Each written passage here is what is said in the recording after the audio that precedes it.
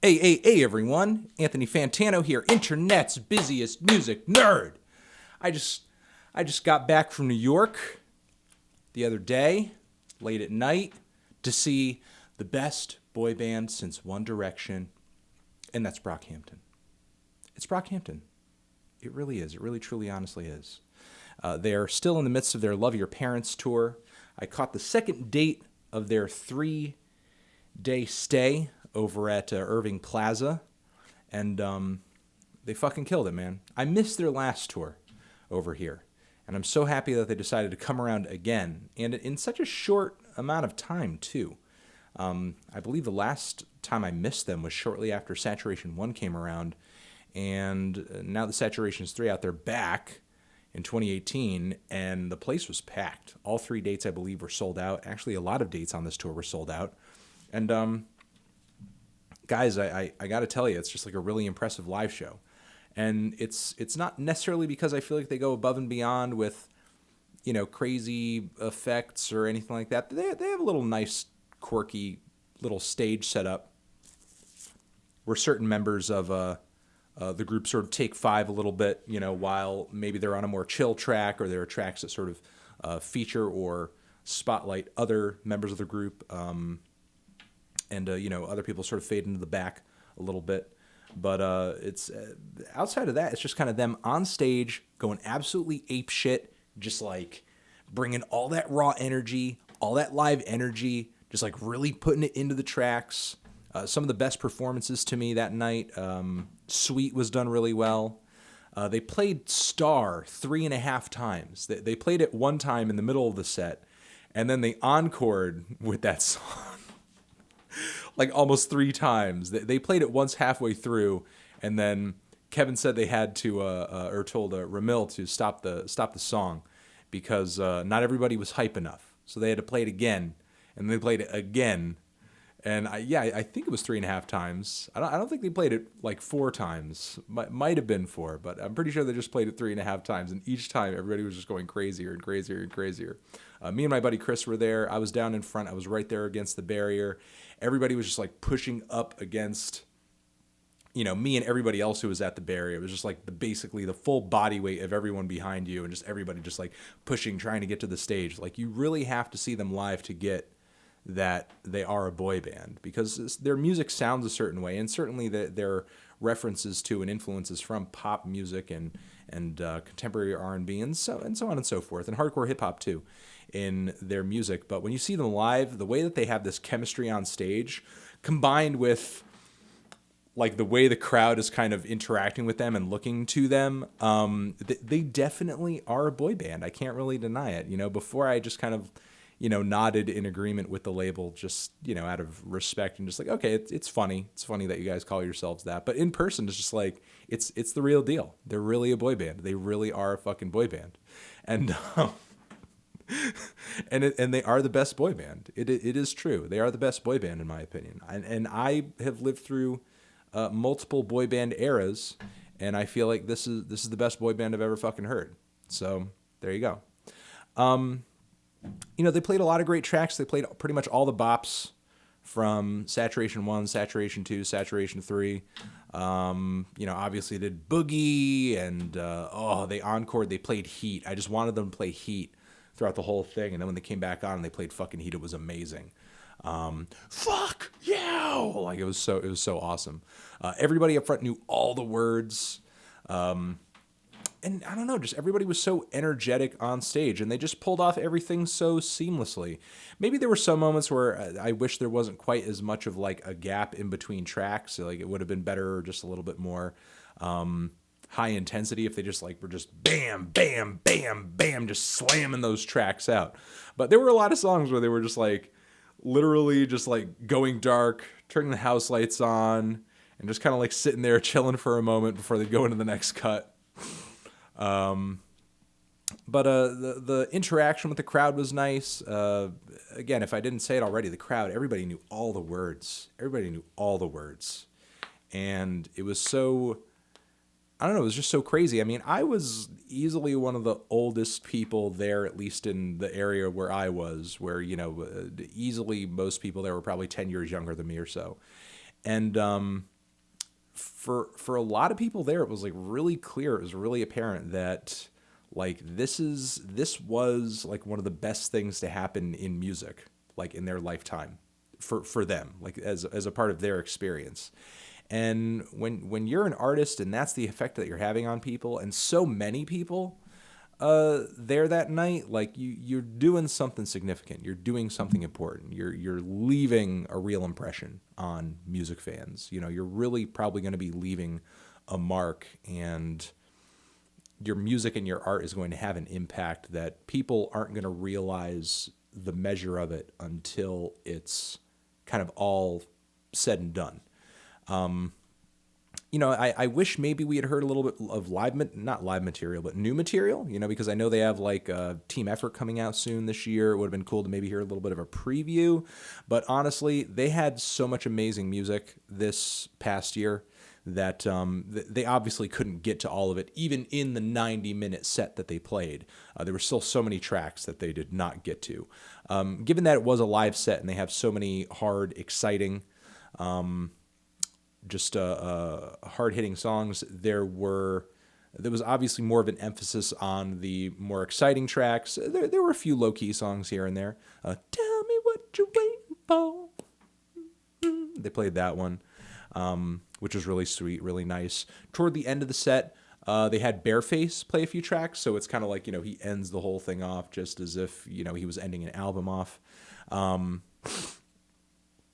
trying to think of songs that really stood out that night as being like, you know, the performance was so good. It was like so above and beyond just kind of what you're hearing on the record. But Sweet definitely stands out as an example of that. Oh, they played Queer too, and their performance of Queer was really good. And you know, it's not really much more than them just kind of like spitting over the beats that you've already kind of heard, you know, on the record. However, just their presence and their energy and their chemistry with each other on stage. And obviously a lot of them are sort of backing each other up vocally and kind of, you know, helping rap with or just emphasize certain words in each other's verses. So there is that element, you know, the live performance that you're not necessarily just getting on the record. Of course, they played Zipper. You know, Merlin did the Head Was Clean, Tony Fantano line. Everybody just went, whoa! There were people behind me fucking slapping my head, which was like a little much, but still. Everybody was going crazy when that was said. It was funny. I got there a little early because Kevin had invited me. And so me and my friend, we got down right in front. And there was a while before anybody had even realized who I was, or at the time, I just assumed people had already seen me and, you know, were just like, I don't know who that guy is, whatever. And I was just like, okay, you know, this will probably be chill. This will probably be cool. And I'm just going to watch the performance and watch the concert, and it'll just be good, and I'll just enjoy it. And then maybe like 10 or 15 minutes into people kind of shuffling their way inside, like I think one person just said, is that Anthony Fantano? And then everybody just like turned at once, like from all directions, and it was like it was a lot at that point. I was like, people were asking me for pictures, but I couldn't leave the area because it was so densely packed. So I was just like taking pictures of myself with other people's phones. But that's, again, it really has nothing to do with the performance, but it was just a part of my crazy experience, you know, because it is so funny that I have so much crossover audience with these guys, and it's so amazing that you know, I've been able to share in sort of my love for their music with my audience, and it's so amazing to see that you know, you guys have taken to what they're doing, because I do really feel like a lot of what Brockhampton is doing right now is incredibly special, and really sort of envelope pushing and cutting edge for rap music, for pop music, just contemporary music in general. And also, again, kind of seeing them in person, it also kind of hit me just how, I don't know, their messaging and the sentiment of their music. I mean, I already knew and felt this way just listening to their tracks on my own, but there's definitely something about their music that I just think it kind of speaks to what I guess you could call the millennial struggle. You know, a lot of the, I guess, sort of economic and emotional and sort of personal and issues of romance as well that I feel like a lot of young kids are going through. And I think Brockhampton is sort of striking a chord in regards to all of that in a way that not a lot of other artists are. And considering just the wide array of personalities and backgrounds that every single member of the group is coming from, there are actually a few members of the group I didn't even know until I had met them and talked with them, who are from Connecticut.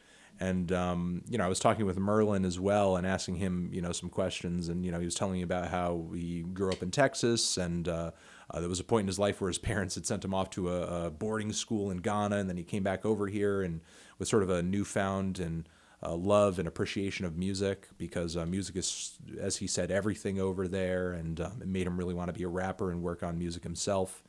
And, put himself on a path where he's sort of making something of himself. It was really cool sort of hearing from everybody and sort of learning from some people's personal experiences and what sort of brought them to the group and how they all met each other. And, they're just all like a really chill, cool bunch of dudes just kind of doing their thing. And, it seemed like to me they weren't using music and art and this opportunity they've been given to sort of get something else. Like, I'm going to get into music so I can be X, Y, or Z or have A, B, or C. Like, I got the impression that they got into music to make music and that they were there to make art and that they were there for the art, which was really great. It's really great when you meet somebody who's in the music industry, who's making music, and it feels like they're there just because art and music is what they want to do and it's what they want to be around, not because they want it to be something that helps stroke their ego, helps give them status, and so on and so forth. You guys already know the point that I'm making and know what I'm trying to say here. But just seemed like a really genuine bunch of guys, good, energetic performers, great connection with their audience. And, once team effort is through, and hopefully I end up enjoying the record.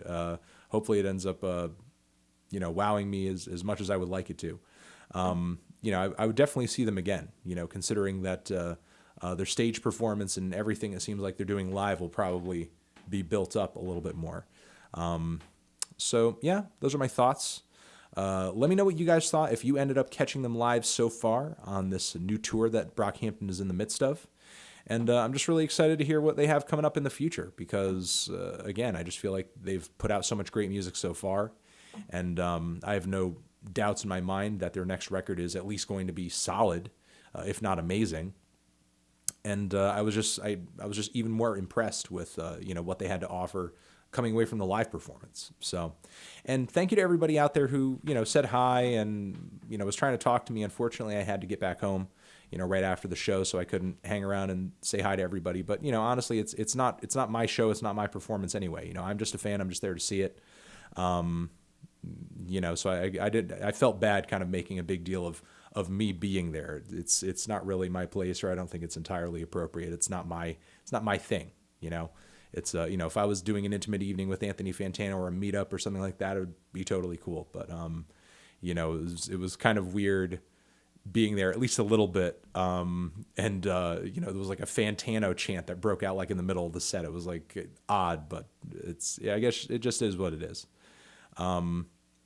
So there we go, guys. That's my review of the concert. Thought it was really good. Had a good time. Would love to see him again.